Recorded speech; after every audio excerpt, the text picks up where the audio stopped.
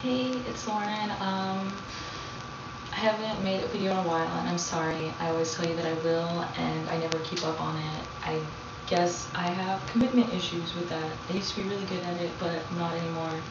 So please forgive me and please just roll with it, bear with me, and just thank you for sticking around and waiting so patiently. So here we go. Back on track with videos. This is going to be stretching your ears tips and tricks. I already did one back in the day, I think probably 2 years ago. This is a version 2.0. 2.0. So basically this is just going to be generalized tips and tricks, nothing in detail. So yeah, let's get right on in there. Skipping sizes. You don't want to skip any sizes because that can be really detrimental to the health of your ears in the long run. Even just one size can really mess your ear up forever.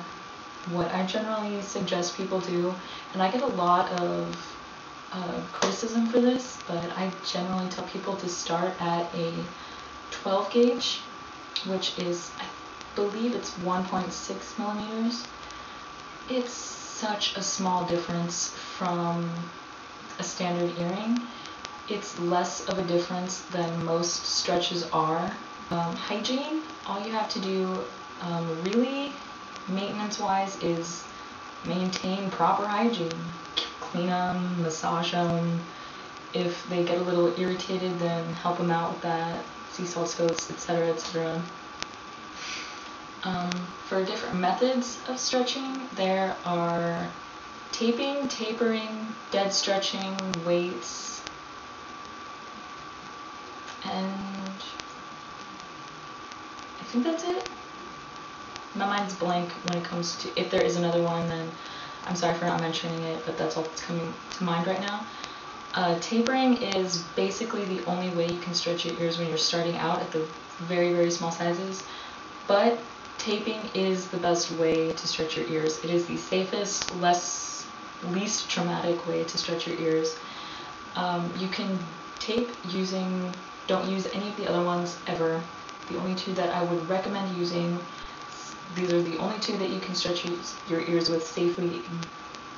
Bondage tape, which, yeah, everyone knows what bondage tape is, and PTFE tape, which is plumber's tape or Teflon tape. That's the other name for it. I don't personally like PTFE, Teflon, plumber's tape. It's used by plumbers, that's why it's called plumber's tape, to seal leaks in pipes. So it is not porous. Since it is used to seal leaks in pipes, it sucks moisture into itself. So it does have a tendency to dry your ears out. So, I mean, it's a personal preference. I use bondage tape. You should not use electrical tape. For one, it is porous, and two, there is a residue on it which can irritate your ear. Porous means that your ear does have a chance of adhering to it, which means it can grow to the tape itself. And porous also means that it has a much, much higher chance of harboring a lot of bacteria, which can cause problems for your ears, of course.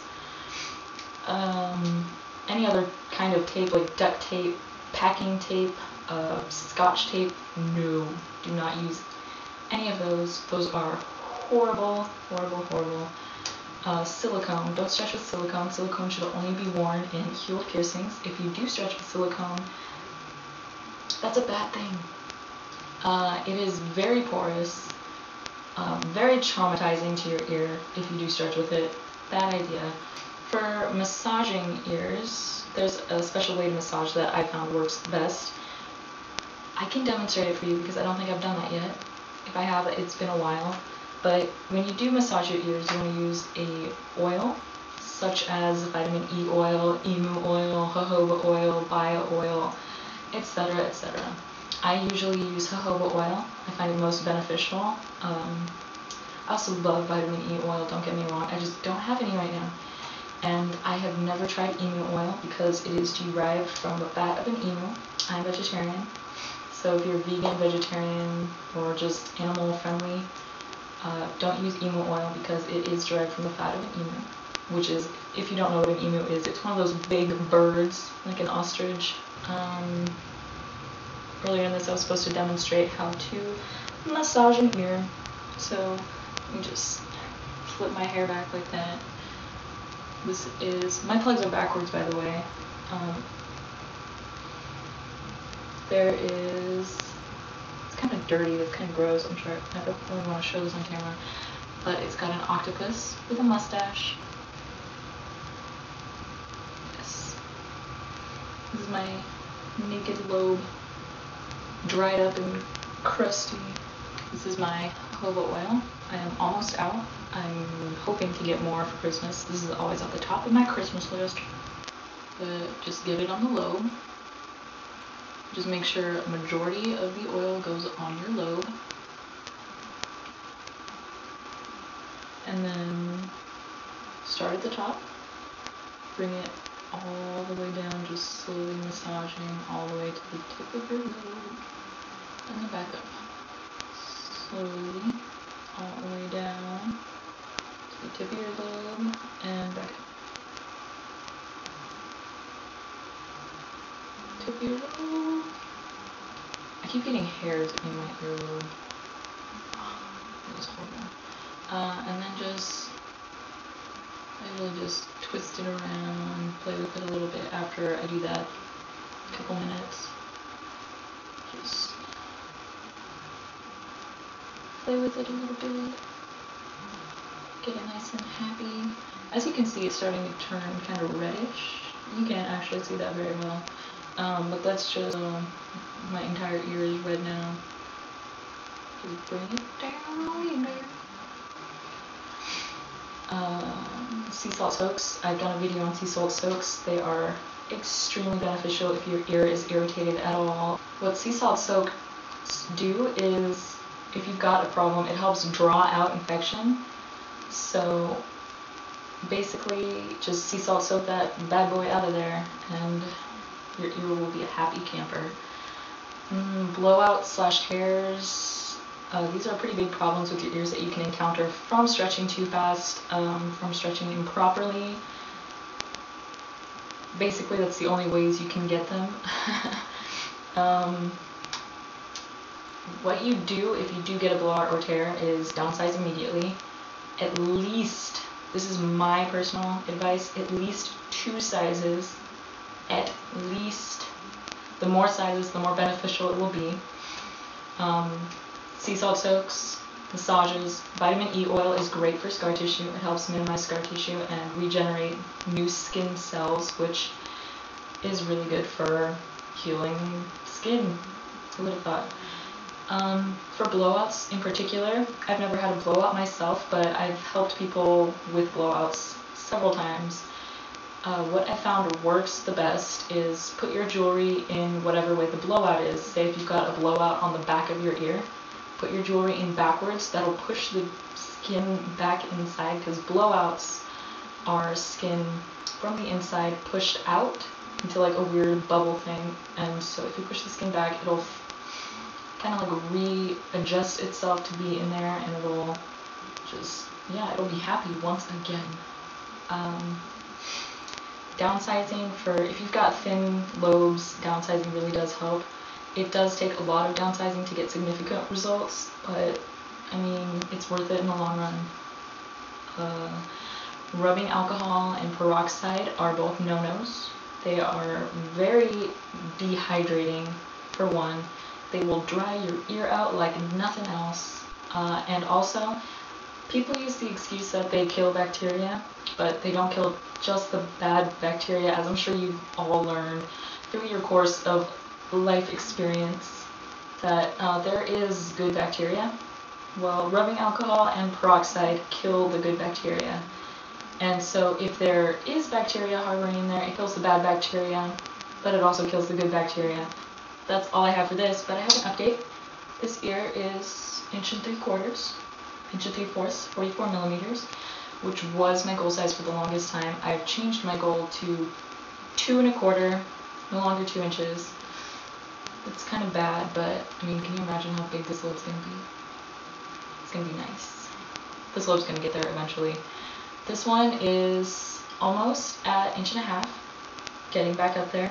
Also, I'm going to be getting my first tattoo in 2 weeks. On the 17th, I have an appointment. So if you want, maybe I could document parts of that and put it up here for you people. Enjoy that shiznit. Other than that, it is Friday night, so you should all go out and enjoy yourselves. Party like it is 1944. Well, you know what? Let's party like it's 1959. 56. Party like it is 1956. This little bit is going to cheer my friend Cameron up. Cameron, this is for you. I hope you enjoy this. I'm making a fool of myself on the internet for you. Here is a text from Cameron. Really? Yes, really, Cameron. This is for you. I don't really have that many dance moves because I wasn't sure. I was really hoping that you wouldn't take me up on that offer, but you did, so back it up.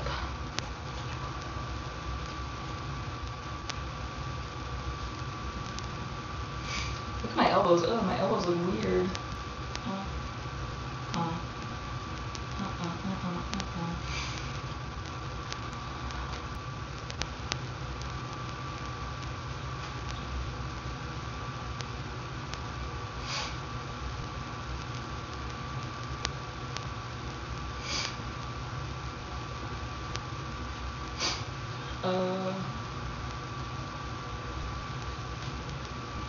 I think that's how you do it.